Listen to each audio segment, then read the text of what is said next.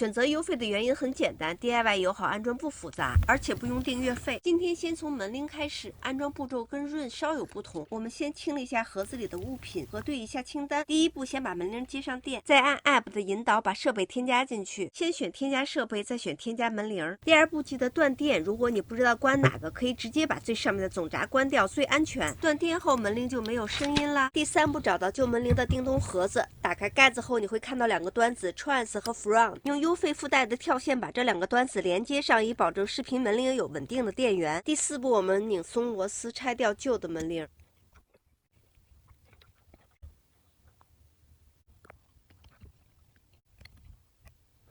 第五步，安装新门铃，用这个附带的小工具顶一下就可以使底座和门铃分开。我们先固定底座，旧的孔位还可以直接用，在原来的位置上拧上2颗螺丝就可以了。如果是砖墙或者水泥墙，需要膨胀螺丝固定，把墙里的2根线分别接到门铃背面的2个端子上。如果线不够长，可以用附带的延长线和接线帽加长。注意2根线不要互相碰撞，避免短路。2根线不分左右，拧紧就好。接好线后，把门铃卡到底座上，按紧固定。最后恢复电源，在 App 上测试一下，画面正常，按钮提示安装完成。双摄像头特别适合查收快递。最后记得把响铃器插上电，在 App 里给门铃加上响铃器，按提示配对完成就全部搞定了。